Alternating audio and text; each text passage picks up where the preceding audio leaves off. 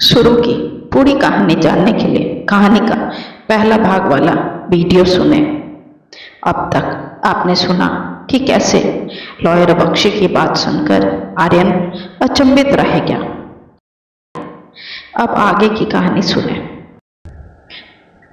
Lawyer Bakshi ने कहा, कृतिका तरुण से प्यार करती थी, पर तरुण कभी उससे प्यार नहीं किया, बल्कि उसकी नज़र सिर्फ और सिर्फ मल्होत्रा इंडस्ट्री कंपनी पर थी।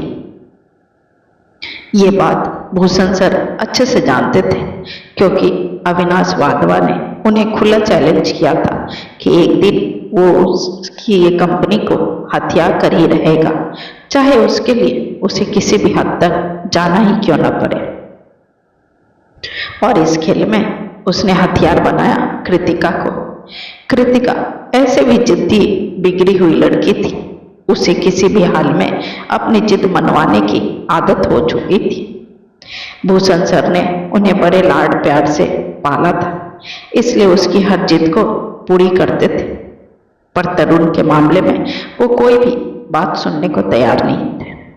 वे किसी भी हाल में कृतिका की शादी तरुण से होने नहीं देना चाहते थे। बस इसलिए उन्होंने एक दिन मुझे अपने ऑफिस में बुलाया और मुझसे बोले, एक बिल तैयार करो। मैंने उनके कहे अनुसार बिल तैयार कर दिया और उन्हें दे दिया। फिर जो हुआ वो तो आपके आंखों के सामने है मिस्टर आर्यन। इतना कहकर लॉयर बख्शी चुप हो गए, पर मेरे मन की दुविधा अभी भी जस की तस बनी हुई थी, क्योंकि अभी भी कुछ बातों पर से पर्दा नहीं उठा था। अब तक की बातों से मैं तो इतना समझ ही चुका था कि कृतिका तरुण से प्यार करती थी और उसी से शादी करना चाहती थी, चाहे कुछ भी क्यों ना हो जाए। फिर ऐसा क्या हुआ जिससे कृतिका मुझसे शादी करने के लिए राजी हो गई? बस इसी उत्सुकता को जानने के लिए मैं लॉयर बख्शी से पूछने लगा, बख्शी साहब प्लीज बताइए ना, ऐसा क्या हुआ जिससे कृतिका मुझसे शादी करने को तैयार हो गई? मेरा सवाल सुनकर लॉयर बख्शी बोलने ही वाले थे कि तभी डॉक्टर वहां आ जाते हैं और लॉयर बख्शी को कहते हैं, लॉयर बख्शी प्लीज इन्हें अभी आराम करने दें, क्योंकि अभी भी ये पूरी तरह से ठीक नहीं हुए हैं। इनके शरीर में अभी भी उस जहरीली दवा का असर है, जिससे जड़ से खत्म होने में समय लगेगा। प्लीज डॉक्टर थोड़ी देर और, मैं अपनी थकी हुई आवाज में कहता हूं। बिल्कुल नहीं आर्यन, अब बिल्कुल नहीं। तुमने जितना कहा मैंने तुम्हारी मदद की, पर अब मुझे अपने पेशेंट की फिक्र है, इसलिए चुपचाप आराम करो। ऐसा कहकर डॉक्टर नर्स को इशारा करती। 2 वार्ड बॉय और नर्स आकर मुझे व्हीलचेयर से उठाकर बेड पर लेटा देते हैं और सभी कमरे से बाहर चले जाते हैं। उन सबके जाते ही मेरी आंखों से अनगिनत आंसुओं की धारा बहने लगते और मैं खुद से एक बार सवाल करने लगता, क्यों किया तुमने ऐसा कृतिका? क्यों? तुमने भले ही मुझसे प्यार नहीं किया, पर मैं तुम्हें सच्चा प्यार करता था। क्यों मेरी भावनाओं के साथ खेल गई तुम? क्या बिगाड़ा था मैंने तुम्हारा? मैं तो वही कर रहा था जो तुम्हारे पापा चाहते थे, पर तुमने मेरे साथ इतना बड़ा विश्वासघात किया है। अगर इतनी ही नफरत थी मुझसे तो तुमने मेरे साथ शादी क्यों की? आखिर ऐसा क्या कारण था जिससे मुझे मोहरा बनाया गया, और जब काम निकल गया तो मुझे रास्ते से हटाने का ही प्लान बना दिया? अगर उस दिन वो नई सहायिका मुझे वक्त पर डॉक्टर के यहाँ नहीं लाती तो आज मैं जिंदा नहीं होता और तुम्हारा असली चेहरा नहीं देख पाता। ऐसा कहकर मैं अपने आंखों के आंसू पोंछे और खुद से कहा, अब तो कोर्ट रूम में सारे लोगों के सामने तुम्हारे मुंह से ही सारी सच्चाई सुनूंगा। ऐसा सोचते सोचते मेरी आंख लग गई। 2 दिन बाद कृतिका की कोर्ट में पेशी थी। मैं भी डॉक्टर की निगरानी में नर्स के साथ कोर्ट रूम पहुंचा। थोड़ी देर में जज साहिबा आ गई। और कोर्ट की कार्रवाई शुरू। कृतिका को कटघरे में खड़ा किया गया और फिर शुरू हुआ सवालों का सिलसिला। आर्यन की तरफ से केस लड़ने वाला लॉयर राघव शास्त्री था, जो एक के बाद एक सवालों की झड़ी लगा दिया कृतिका के सामने। वो जोर जोर से कृतिका से पूछने लगा, क्यों मारना चाहती थी आप आर्यन कपूर, जबकि बाकायदा आपने उसके साथ 7 फेरे लिए थे। वो आपके पति हैं और आपने अपनी राजी खुशी से उनसे शादी की थी। फिर ऐसा क्या हुआ जिसकी वजह से आपको इतना खतरनाक कदम उठाना पड़ा? लॉयर शास्त्री के सवाल सुनकर कृतिका गुस्से से दांत पीसते हुए कहती, नफरत करती हूं मैं आर्यन कपूर से। मैं उससे कभी शादी नहीं करना चाहती थी। यहाँ तक कि मुझे ये भी पता नहीं था कि वो कौन है, कहाँ से आया, क्या करता है, कुछ नहीं पता था। और ना ही मुझे उसके बारे में जानने की इतनी सी भी इच्छा थी। मैं तो तरुण वाधवा से बेइंतहा मोहब्बत करती थी और करती हूँ, पर मेरे डैडी भूषण मल्होत्रा को तरुण बिल्कुल भी पसंद नहीं था। वो किसी भी कीमत पर मेरी शादी तरुण से नहीं होने देते।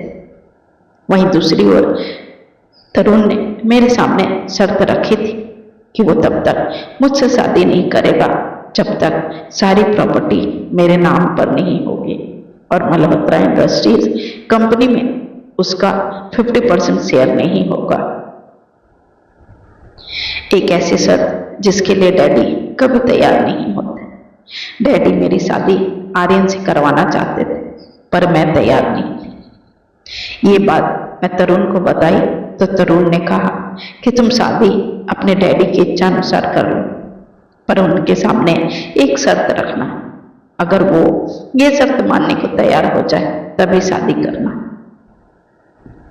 तरुण का सुझाव मुझे अच्छा लगा, इसलिए मैं सीधा अपने डैडी के पास गई और शादी के लिए तैयार हो गई, पर एक शर्त के साथ। वो शर्त था प्रॉपर्टी मेरे नाम पर करने को और कंपनी का शेयर 50% उसके नाम पर और 50% उसके होने वाले पति के नाम पर।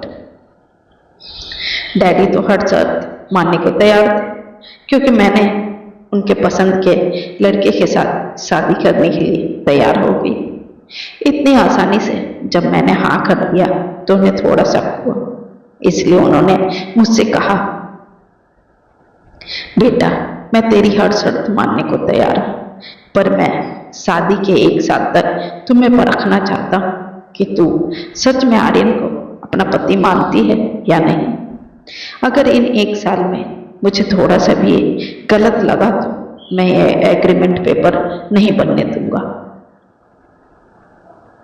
डैडी की ये बात मुझे कुछ ज्यादा आसान लगी, क्योंकि 1 साल तो यूं चुटकियों में निकल जाता और बदले में मुझे बस पतिव्रता पत्नी का झूठा नाटक करना था, ताकि डैडी और आर्यन को मुझ पर इतना सा भी शक न हो। इधर डैडी आर्यन के हाँ का इंतजार कर रहे थे और उधर मैं अपनी जीत का जश्न तरुण के साथ मना रही थी, क्योंकि मुझे पता चल गया था कि मेरे डैडी को लंग कैंसर है और उनके पास ज्यादा समय नहीं है। आर्यन के हाँ करते डैडी ने हमारी शादी की तारीख पक्की कर दी और जल्दी ही हमारी शादी भी हो गई। शादी के बाद मैंने वही किया जैसा मेरे डैडी देखना चाहते थे, प्यार का नाटक। मैं इन दोनों के नाक के नीचे से इन्हें छलती रही, पर इन्हें जरा सा भी अंदेशा नहीं हुआ। और तो और मिस्टर आर्यन कपूर, जो खुद को बड़ा होशियार समझता है, वो सबसे बड़ा जाहिल मूर्ख था जिसने आंख मूंद कर मुझ पर भरोसा कर लिया। मैं उसके आंखों के नीचे रहकर तरुण से मिलती रही, इश्क लड़ाती रही, सेक्स करती रही, पर उस 2 कौड़ी के इंसान को कुछ पता नहीं चला। मैं उसे मोहरे की तरह इस्तेमाल करती रही और वो जी जी करता हुआ, दुम हिलाता हुआ मेरे आगे पीछे नाचता रहा। कृतिका नफरत भरे लहजे में बोले जा रही थी और मैं उसकी बातों को सुनकर अंदर ही अंदर बिलख रहा था।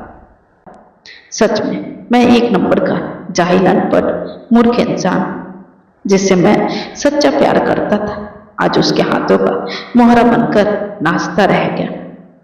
आज मुझे खुद पर बहुत गुस्सा आ रहा था, क्योंकि मैं आज फिर से एक बार बेचारा बन गया था। क्यों हर बार मुझे ही जीवन की अग्नि परीक्षा देनी पड़ती? क्यों बार बार मुझे अपने चाहने वालों से दूर होना पड़ता है? जब जब मैंने जिंदगी से कुछ अच्छा मांगा, तब तक मुझे खाली हाथ लौटना पड़ा।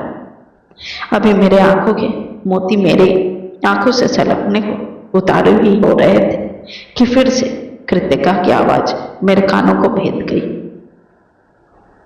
हाँ, मारना चाहती थी मैं आर्यन को, क्योंकि अब उसे बर्दाश्त करना मेरे पेशेंस से बाहर हो रहा था, और जब तक उसे अपने रास्ते से नहीं हटाती, तब तक मेरा मकसद कैसे पूरा होता? जज साहिबा, मकसद? कैसा मकसद? लॉयर राघव शास्त्री चीखते हुए पूछते हैं। तरुण से शादी का। जब तक आर्यन जिंदा रहता, तब तक ये मुमकिन नहीं था, क्योंकि मेरे डैडी ने मेरे साथ धोखा किया था। उन्होंने 2 बिल पेपर बनवाए थे, एक नकली और एक असली। नकली पर ठीक वैसा ही लिखा था जैसा मैंने कहा था, और असली वाले में उन्होंने सारी प्रॉपर्टी इस तुच्छ इंसान के नाम कर गए थे, और नॉमिनी में मेरा नाम छोड़कर गए थे। ठीक ऐसे ही मल्होत्रा इंडस्ट्री कंपनी में 60% शेयर इस 2 कौड़ी के इंसान के नाम पर और 40% शेयर मेरे नाम करके गए थे। ऐसे में मेरे पास आर्यन को अपने रास्ते से हटाने का एक ही रास्ता सूझा, उसकी मौत। उसके मरने के बाद ही मुझे मेरी सारी प्रॉपर्टी मिली थी।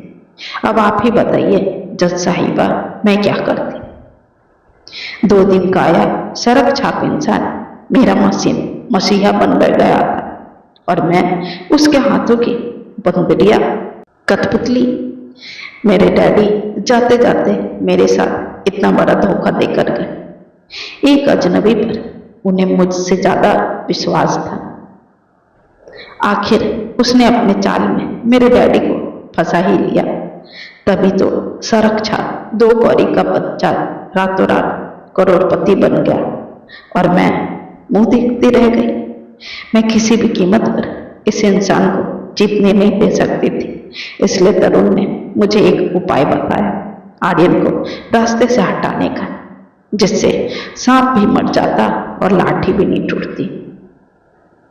पर यह मौके पर वो नई सहायिका आ गई, जिसने आर्यन को तुरंत अस्पताल में ले गई, वरना आज किसी को कुछ पता नहीं चलता। तरुण ने मुझे एक ऐसी मेडिसिन दिया जिसे खाने में मिलाकर देने से उसका असर धीरे धीरे शरीर के मेन अंगों को प्रभावित करता, फिर आहिस्ता आहिस्ता शरीर का फंक्शन बंद होता, और एक दिन वो स्वर्ग से भाग जाता। तभी तरुण चीख चीख कर कहता है कि मैंने कोई मेडिसिन कृतिका को नहीं दिया, और ना ही मैंने इसे कुछ आज तक कहा। इसने जो किया अपनी मर्जी से किया। ये झूठ बोल रही है जज साहिबा। ये 1 नंबर की झूठी लड़की और फरेबी है। ये जानबूझकर मुझे फंसाना चाहती है। मैं इससे कभी प्यार नहीं किया, बल्कि ये मेरे पीछे पड़ी थी। ये मेंटली डिस्टर्ब है, इसलिए ऐसा बोल रही है। तरुण अपने पिता के निर्देश अनुसार बोल रहा था, ताकि वो इस जुर्म से छूट जाए। पर पुलिस के पास कृतिका और तरुण की बातचीत थी, जो उसने हॉस्पिटल में किया था। साथ में पुलिस ने तरुण के वकील से वो सारे पेपर ले लिए थे जो कृतिका के कंपनी और प्रॉपर्टी के पावर ऑफ अटॉर्नी थे, जिस पर कृतिका के हस्ताक्षर थे, जो तरुण के नाम ट्रांसफर किए जा चुके थे। सारे सबूत और गवाहों को मद्देनजर रखकर जज साहिबा ने दोनों को 12 सालों की सजा सुनाई और कुछ हर्जाना भरने को कहा। आज कृतिका की जिद बेवकूफी ने उसे जेल की सलाखों के पीछे भेज दिया। आर्यन को अब प्यार शब्द से नफरत हो चुका था। वो आज भी जिंदगी से निराश व्हील चेयर पर अपनी जिंदगी काट रहा था, इस उम्मीद में कि एक दिन कृतिका को अपनी गलती का एहसास होगा और वो अपने किए की माफी मांगने जरूर आएगी। 12 सालों बाद जब कृतिका जेल से बाहर आई तो वो बिल्कुल सुधर चुकी थी। वक्त ने और जेल की सलाखों ने उसे आसमान से जमीन पर गिरा दिया था। उसे अपने किए पर बहुत दुख हो रहा था और अपनी इसी ग्लानि को कम करने के लिए वो आर्यन से माफी मांगने जाती है, पर शायद वो इसके लिए काफी लेट हो चुकी थी, क्योंकि कृतिका के जेल जाने के 5 सालों बाद उसकी मृत्यु हो जाती। वो जाते जाते अपने बॉस के दिए दायित्व को बहुत अच्छे से निभाया। उसने मरने से पहले सारी प्रॉपर्टी मल्होत्रा इंडस्ट्रीज कंपनी, सारी चीजें कृतिका के नाम करके गया। आज सब कुछ होने के बावजूद भी कृतिका बिल्कुल गरीब थी। उसे उसके कर्मों का फल मिल चुका था।